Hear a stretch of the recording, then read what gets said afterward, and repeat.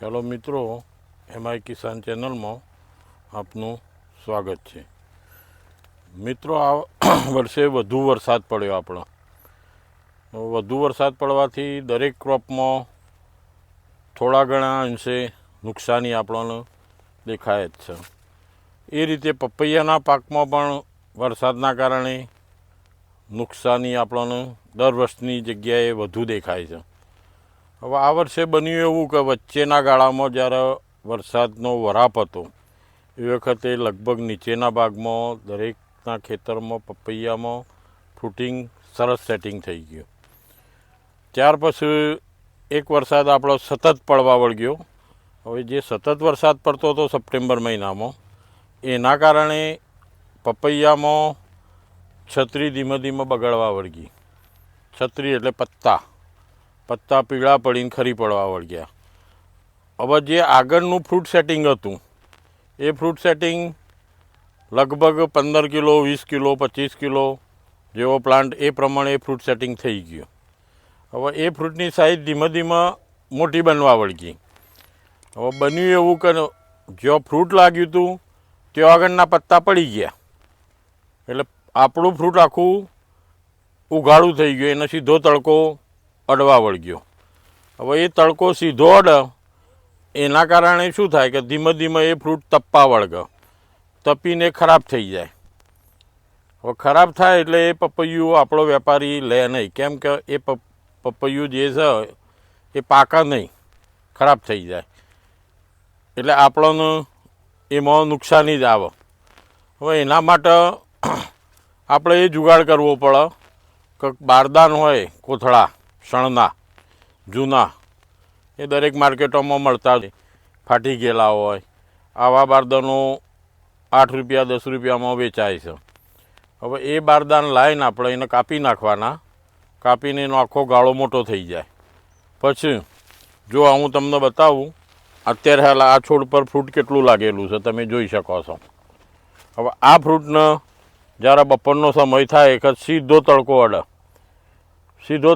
એટલે ધીમે ધીમે એ તપતું થઈ જાય, ઉપર ડાઘા પડું, એટલે આ ફ્રૂટ વેપારી લે ના, આપણા માટે વેસ્ટેજ થાય.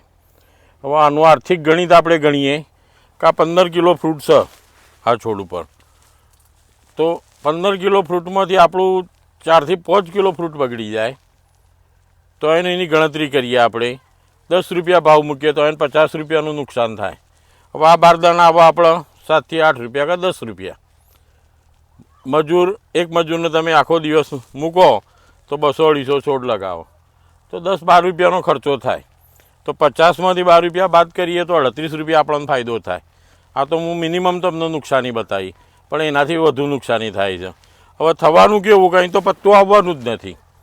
હવે પત્તા ઉપર જતા રહ્યા બધા, જુઓ તમે, ફ્રૂટિંગ બધું ઉપર આવી ગયું, જોઈ લો. આ રીતે ફ્રૂટ ચાલુ થયું.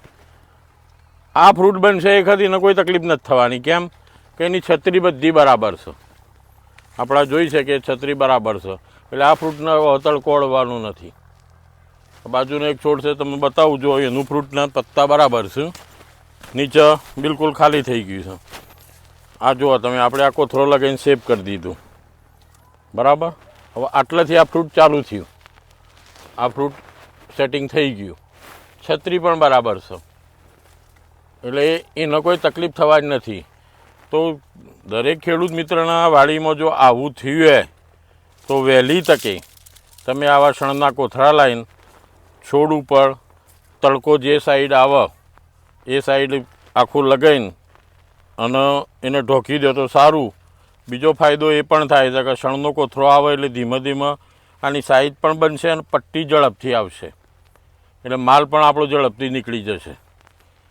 તમે જુઓ છો કે આ ખેતરમાં તમે જુઓ બધા કોથળા આપણે લગાવડાવી દીધા છે દરેક છોડ ઉપર. મજૂરી બહુ કોઈ વધુ નથી, પણ મજૂરી કરતાં આપણું ફ્રૂટ બચી જાય મહત્ત્વનું છે. ઉપરની છત્રી તો બરાબર છે કે જે આવી જ જવાની છે. તમે દરેક છોડ ઉપર જુઓ કોથળા આ રીતે લગાવી દીધા. આ રીતે આ ફ્રૂટ છે, જુઓ. આ તમને બતાવું, આ છોડ આ બાજુ તડકો નથી આવવાનું, કારણ કે પૂર્વ દિશા આ છે, પશ્ચિમ દિશા આ છે. આ ફ્રૂટ આપણે ઢંકાઈ દીધું. એટલે દરેક ખેડૂતના જો આ રીતે છત્રી ખરાબ થઈ ગઈ હોય, નીચેનું ફ્રૂટ ખુલ્લું દેખાતું હોય, તો વહેલી તકે આવા શણના કોથળા લાવીને ઢોકી દેવામાં ફાયદો છે કે જેનાથી આપણે આપણો પાકમાંથી પૂરેપૂરું વળતર મળી શકે. ઉપરનું સેટિંગ આ બધું બરાબર છે. મિત્રો, આ વેરાયટી 15 નંબર છે. આ 15 નંબરની વાડી છે. પણ વધુ વરસાદથી શું થયું કે છત્રી આપણી પીળી પડી ગઈ, અને પીળી પડીને ધીમે ધીમે પત્તા ખરતા ગયા, એટલે ફ્રૂટ ઉગાડું થઈ ગયું.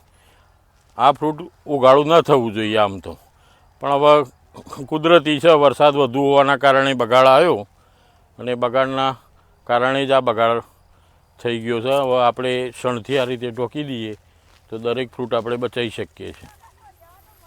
તમે આ બાજુ પણ જોઈ શકો છો.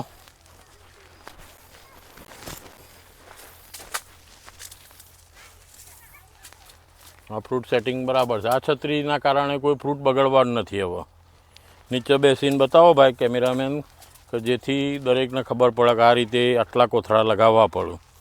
આની ગણીએ તો કોસ્ટ બહુ કોઈ ઊંચી ના થાય. 2200 પ્લાન્ટ છે, એમાંની બધા પ્લાન્ટને લગાવવાની નથી આપણે, અમુક પ્લાન્ટ જ લગાવવાની છે. તો એટલું કોઈ ભારણ આપણા માટે કોઈ બહુ મોટું નથી. નુકસાન થાય એના કરતાં ફાયદો વધુ થવાનો છે. હવે આ છોડનું ફ્રૂટ તમે જોઈ શકો છો. આ જોઈ શકો છો તમે.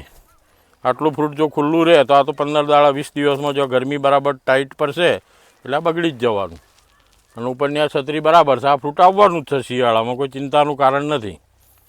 કારણ કે એને ખોરાક આપવાની પ્રક્રિયા ચાલુ છે, પાણી આપણે આપીએ છીએ, એટલે પોષણ તો મળવાનું છે, અને ઉપર ફ્રૂટ આવવાનું જ છે.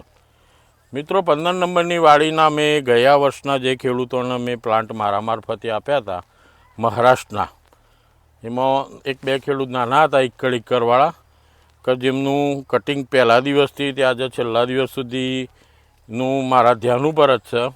હવે એમના આંકડાકીય માહિતી મેં પૂછી તો 15 નંબરમાંથી એમને વાયુતું પ્લાન્ટેશન કર્યું હતું માર્ચ 2024માં.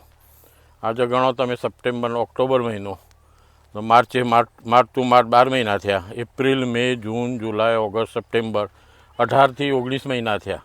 તો 19 મહિનામાં એ લોકોએ 7 લાખનું પ્રોડક્શન મેળવ્યું છે 1 એકર પ્લાન્ટમાંથી.